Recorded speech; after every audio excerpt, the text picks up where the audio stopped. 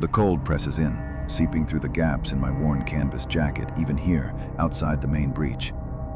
My breath condenses into ragged clouds, carried away by a wind that smells only of decay and damp earth. The silence here isn't natural. It's a heavy, listening silence, like the air itself is holding its breath. Blackwood Manor looms before me, a hulking silhouette against the moonless sky, swallowed by shadows. Its gables claw at the darkness, skeletal branches of ancient oaks reaching out like arthritic fingers.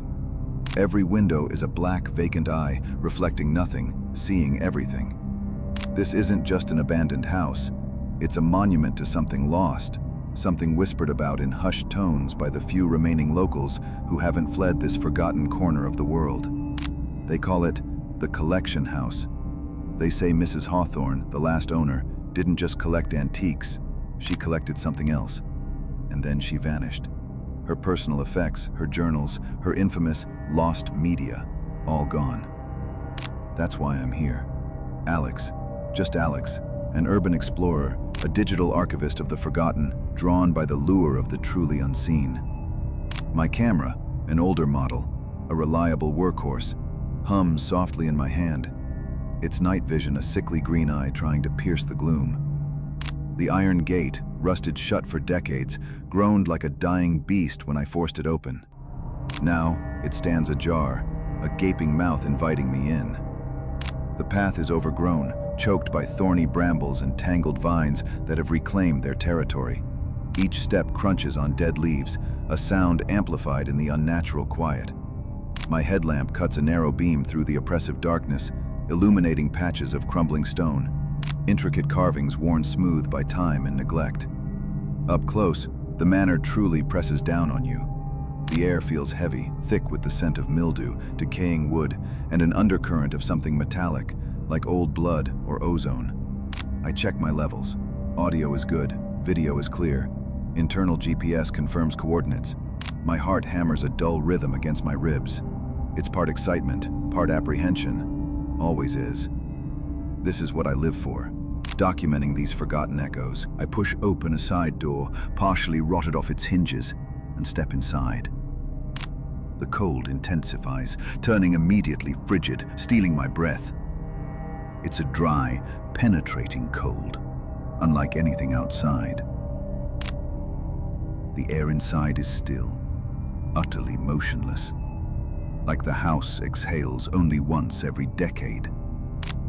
Dust motes dance in my headlamp beam, suspended like tiny, glittering ghosts. My eyes adjust, straining past the camera's feed. The entrance hall is vast, swallowed by shadows, its grandeur long faded. A grand staircase spirals upward into impenetrable blackness. The silence is profound, almost painful. But then, it shifts. A subtle, almost imperceptible shift in the ambient hum of my equipment. A faint, high-pitched whine, like static deep within a radio, not quite audible but felt. My vision flickers for a split second, a greenish hue washing over the feed. I blink, check the camera. Everything seems normal. Just the old power fluctuations, I mumble, my voice loud and unnatural in the silence. But I feel it. A prickle at the back of my neck, a sense of being watched, not by any physical presence, but by the house itself. The chill deepens, wrapping around me like a shroud. I move cautiously through the main floor, my headlamp sweeping across the ruined opulence. The dining room, grand but desolate, its long table overturned, chairs scattered like fallen soldiers. The parlor, where phantom conversations must have once been held, now swallowed by dust sheets. I finally find the library, its sturdy oak door half ajar. Dust hangs heavy in the air, illuminated by my headlamp's beam. Bookshelves line every wall, dwarfing me. Thousands of volumes, their spines cracked and faded, stand in silent testament to a forgotten intellectual life. The scent here is different. Rich, musty, overwhelmingly of old paper and leather. It's almost comforting in its familiarity, a grounding sensation amidst the decay. I begin my survey, panning the camera slowly, meticulously. My focus is on the shelves, looking for anything that stands out, any indication of Mrs. Hawthorne's peculiar interests beyond the normal texts.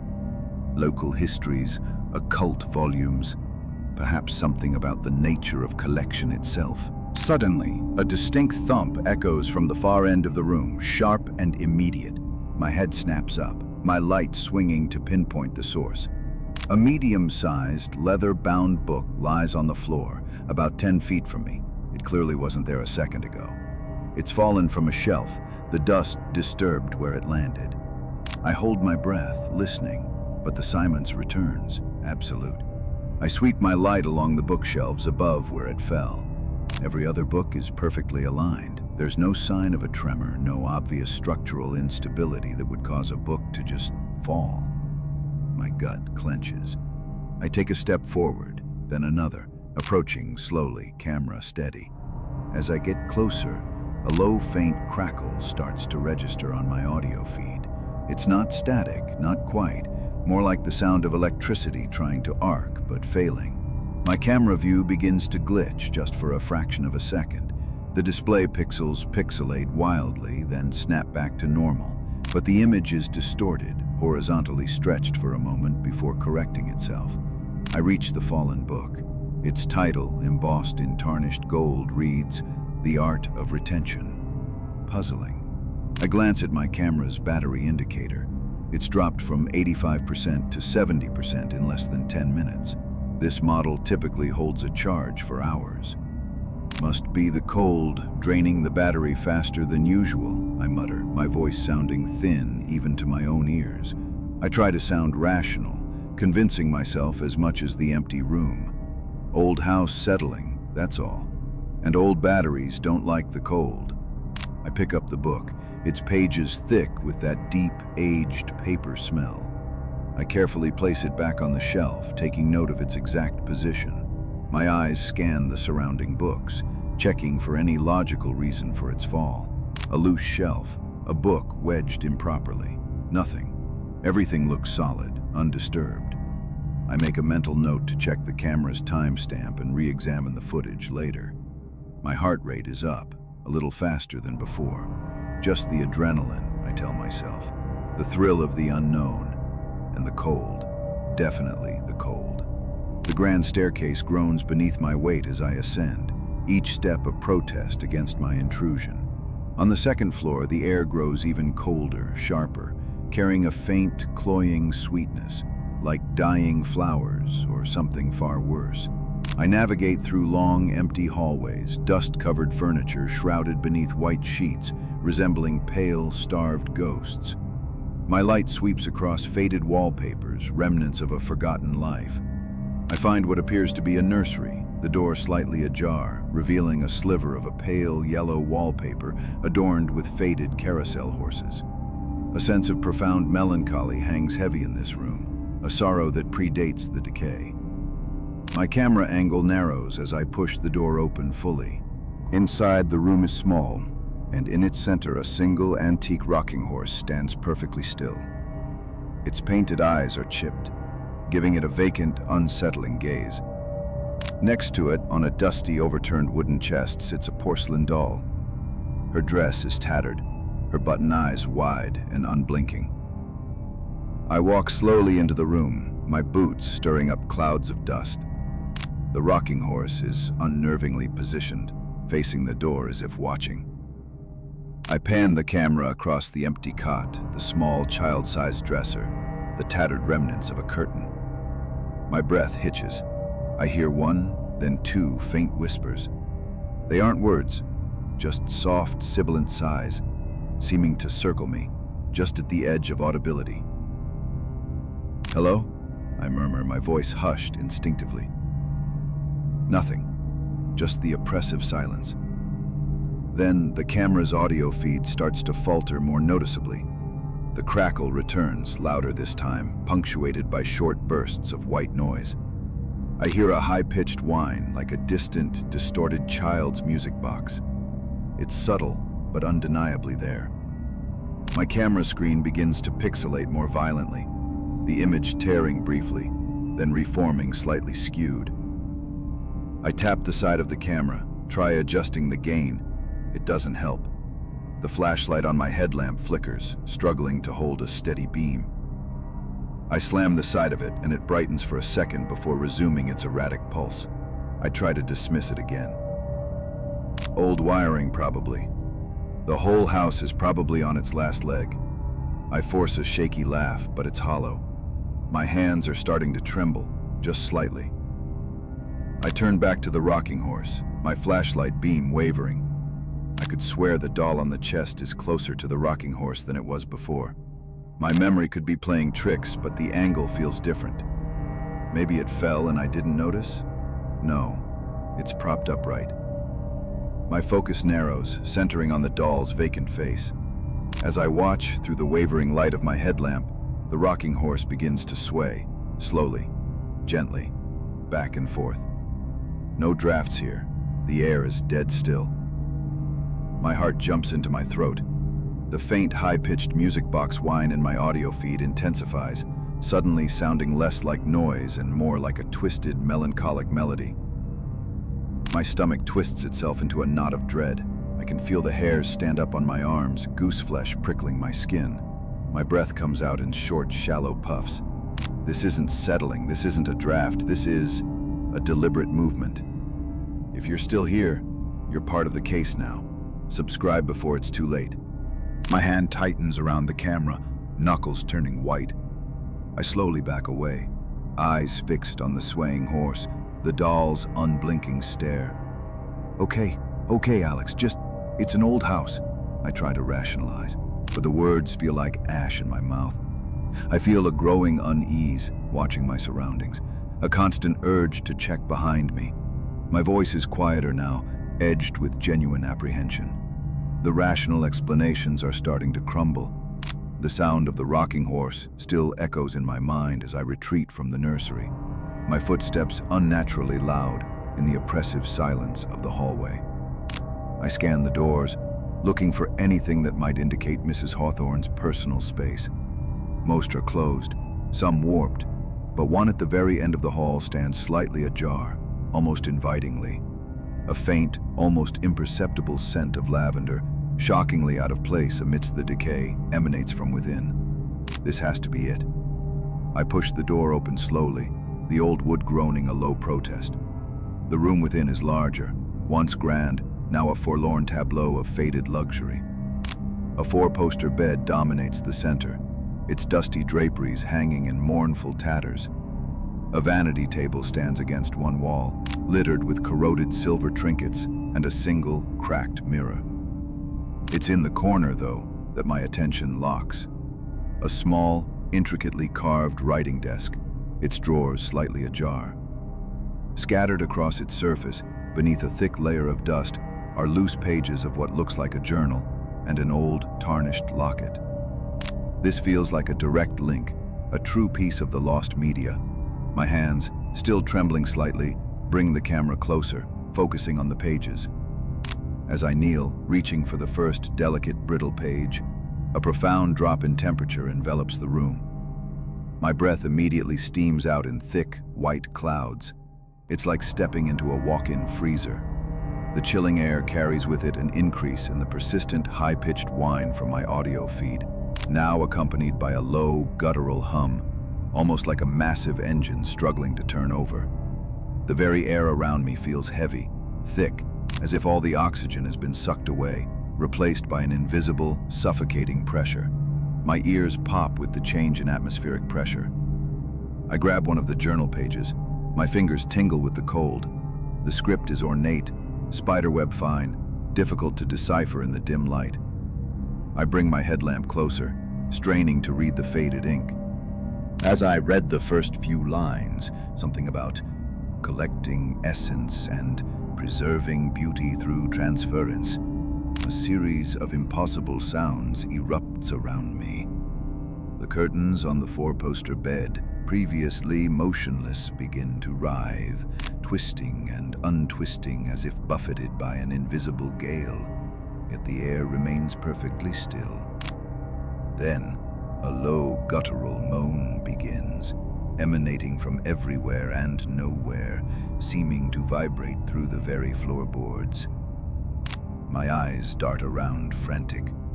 My headlamp flickers wildly now, a useless, stuttering beam. The camera feed pixelates and distorts, color inverting for seconds at a time to a sickening negative image, then back to the sickly green of night vision, but heavily corrupted with static. The white noise on the audio is deafening, punctuated by chilling, guttural snarls that sound distinctly non-human. In the corner of my vision, reflected in the cracked vanity mirror, a shape begins to form. It's a distortion of shadows, a deepening of the already profound darkness, but it coalesces into something vaguely humanoid. A tall, gaunt figure, impossibly thin, its limbs elongated, its head bowed.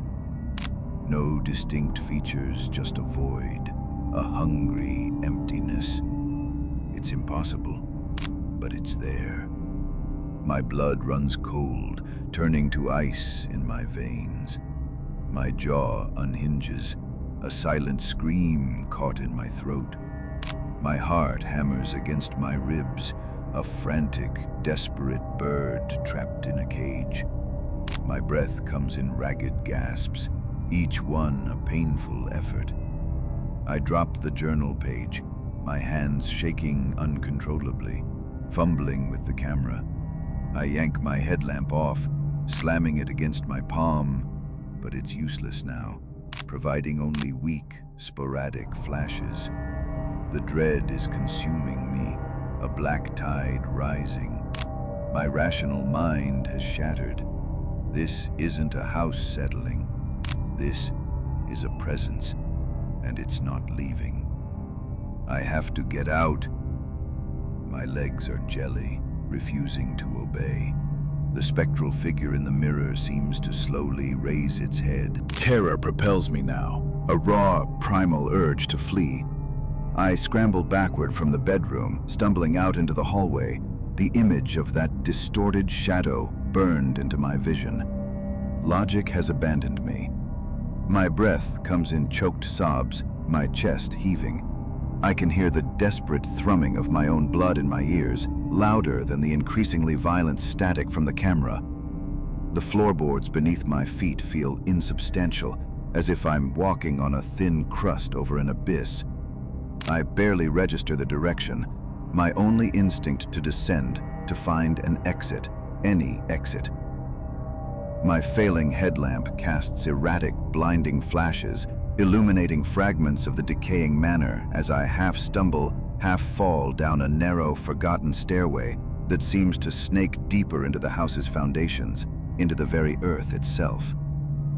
The air here turns heavy with the smell of damp earth, something metallic, and an overpowering, sickly sweet stench that makes my stomach churn. The stairs end abruptly in a dark, cavernous space. This must be the basement. My camera screen is now a maelstrom of flickering green static, interspersed with flashes of inverted color and ghostly double exposures. The audio is a cacophony of white noise, distorted whispers, and a recurring high-pitched mechanical whine, like an old motor struggling to turn. My headlamp gives one final, weak flicker, then dies completely, plunging me into absolute darkness. Panic claws at my throat. I'm operating solely by my camera's erratic night vision, which now only renders fractured, fragmented images. Suddenly, a violent crash echoes through the subterranean space. A heavy wooden crate, visible only as a faint, blurry shape in the camera's failing feed, slams against a far wall, splintering into pieces, its contents scattering with muffled thuds. Another smash from a different direction as an unseen force hurls something else. The sounds are deafening, overwhelming, trapping me in a terrifying symphony of destruction. I stumble backward, tripping over something unseen, falling hard onto the cold, damp floor. The camera clatters against the concrete, its lens momentarily pointing upward, capturing a fleeting, distorted glimpse of something hanging from the ceiling. A cluster of dark, amorphous shapes, vaguely human-like, swaying slowly, impossibly, in the still air. My phone, a useless brick without signal, tumbles from my pocket. My consciousness is fraying. The distinction between reality and nightmare has vanished. The whispering voices are no longer subtle. They are all around me, a chorus of tormented, overlapping whispers, some mournful, some angry, some utterly insane. They coalesce, forming words I don't understand, but their intent is chillingly clear. A profound, suffocating cold descends, plunging the entire room far below freezing. Frost begins to visibly crawl up the walls, forming intricate, delicate patterns even as I watch. My breath now freezes in crystalline particles before it even leaves my mouth. My camera screen, increasingly dominated by static, manages to dimly illuminate a row of shelves lining one wall. On them are hundreds of glass jars, filled with murky, amber-colored liquid, and inside each jar, suspended in the fluid, is a single, grotesque human eye. Not glass, real eyes, preserved, collected. This is Mrs. Hawthorne's collection. A presence rises behind the shelves. It's more distinct than the previous shadow, a towering, spectral figure, indistinct at the edges, but undeniably present. It seems to swell, to pulse with an inner, terrible light. It's not reaching for me. It's just there, watching. My whole body is rigid, locked in visceral terror. I try to breathe, but my lungs refuse to expand. My hands are numb. The sounds intensify, becoming a hideous, protracted shriek, non-human, inhuman, tearing through the air. My camera's internal fan whirs frantically, then sputters, then clicks. The screen goes black, total darkness. I am alone in the absolute lightless, freezing cold. My rational mind is gone, just pure, unadulterated terror. I hear a faint metallic clicking sound from the darkness, like something being wound up. The sound is approaching. The darkness is absolute. The cold is a living thing biting at my exposed skin, freezing the tears on my cheeks. All my equipment is dead. My headlamp, my camera, my phone, all silent.